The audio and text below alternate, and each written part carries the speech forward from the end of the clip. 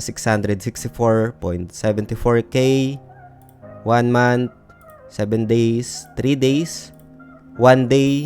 Hey guys, today let's discuss this DEX copy trading. This is only an update and this video is a global discussion. If you want to update the current subtitle, you can just click close captions and then go to settings and select your preferred language dito guys. No? So ngayon, ay nandito tayo ngayon sa may copy trades, no. Diniscuss natin ito noong mga nakaraang araw dahil ang daming mga nagtatanong dito sa DEX. Paano nga ba mapuntahan? Paano yung idea dito? And meron din tayong mga discussions before na kung ano nga ba yung pina-strategy dito sa DEX dahil we always highlight yung risk dito, no. So today, this is only an update, especially sa mga nagtatanong, and discuss ko ulit dito yung pinaka-risk and reward para mas magkaroon tayo dito ng informed decisions, guys. Andito ako sa my copy trades. Last time, we just copy itong si Jeju. Ito yung naging results niya. Yan, makikita natin yung total PNL and 7 days. Bago lang din naman ito. We just backtesting this one. Meron tayo ditong makikita na past task. Ayan. We just close this one with profits. Open task. Ayan. So, we can close this one, guys, anytime. No? Dito lang sa may more actions and then end.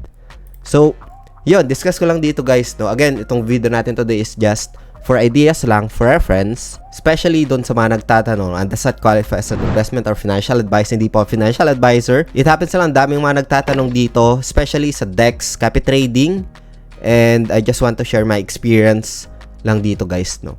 I will share dito, guys, ng pinaka-risk, no. Like, for example, dito kasi, guys, sa DEX, meron tayo tinatawag na slippage, and then merong slippage error na tinatawag. Like, for example, meron ka ditong pinaka-Solana, and then, nag-trigger ng executions or trade yung napili mo dito na copy trader. Like for example, this one, si Jeju. And then, hindi enough yung Solana for the transaction fees. So, doon magkakaroon ng isa sa mga tinatawag natin na loss. And isa yun sa mga risk dito, guys, sa copy trading sa DEX, no? Kasi merong certain slippage dito, especially sa mga lead trader na gustong makapasok agad, ina-adjust nila dito yung slippage, no? So, yun yung isa sa mga na-experience ko dito on the copy trading sa DEX, no? Isa din siguro, guys, sa magandang approach dito dahil ito, nagkaroon ako dito ng PNL dahil I manually close, no? Like for example, itong na copy trade ko na ito na ongoing, ay meron siyang inopen na trades. During that time, nakita ko yung trades na yon. You can just check naman yan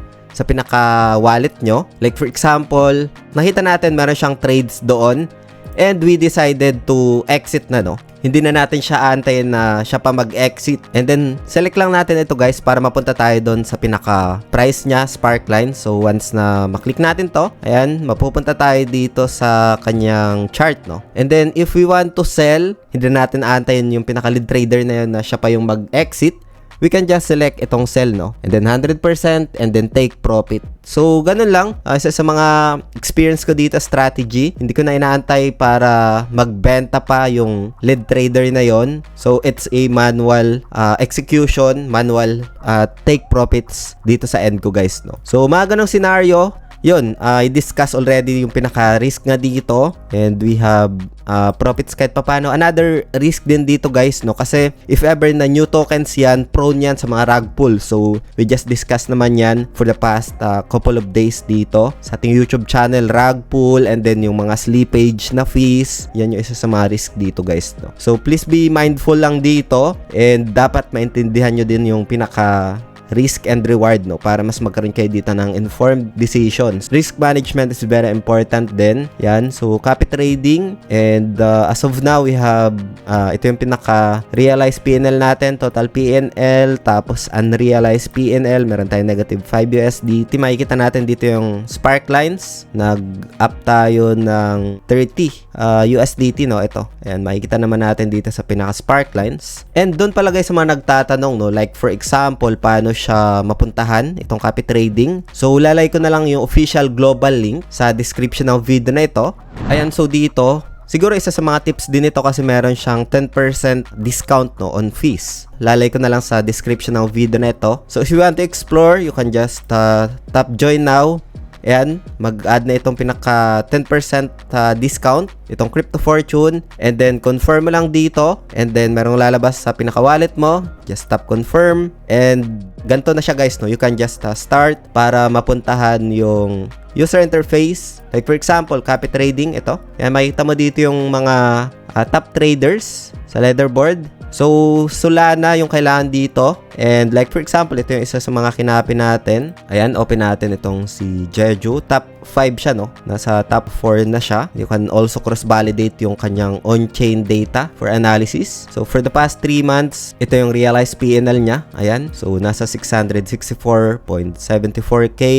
1 month, 7 days, 3 days, 1 day. Yan, makikita natin dito yung pinaka data analysis ng kanyang account, no? You can cross-validate yung medyo matagal na ito. For the past 3 months, makikita mo yung kanyang performance result dito. You can just go to copy trading lang and then cross-validate yung mga nandito guys, no? Like for example, itong si Payne. So, within 3 months, ganito yung data niya, pero we observe dito ng mga negative, no? Comparing dito kay Jeju, medyo okay yung kanyang data, yung performance niya. So, you can also sort like for example, sniper. Ayan, no? Isa sa mga sniper itong si Jeju. And please be mindful lang guys, no? Kasi slippage yung kalaban mo rin dito. Kasi itong mga trader na ito is that they tend to adjust yung slippage, and then kung wala kang enough Solana, hindi rin matitrigger guys, no? Iipit yung na-execute niya. So, you can just update naman yan if you want to like copy. Enable smart account lang ito. And then like for example, 30 days confirm, and like enable mo lang to. Ayan, so enable lang. And then done, no? For example, itong si Jeju, since isa sa mga sniper, ayan, so kailangan mo dito ng pinaka Solana. You can just explore this one. And then sa percentage, you can adjust naman. Like for example, 5%, no? And then you can start copy trading na dito sa DEX. So you need some Solana lang dito for the gas fees and for the executions guys, no? Yun yung isa sa mga idea dito guys. You can also set fixed amount kung magkano yung pinaka-allocation. Like for example, 0.05 something, 0.1. Yan, pwede yan. And ito is just for example lang, no? So, fixed ratio. It depends yan kung magkano yung Solana mo. So, for example, 5% ng available na Solana mo yung ma-allocate doon sa executed na gagawin ng isang lead trader dito guys, no? And then, pagkatapos niyan, you can just copy na dito.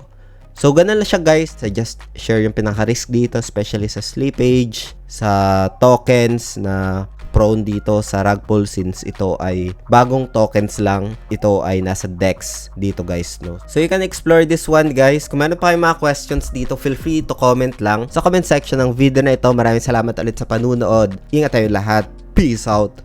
Bye for now.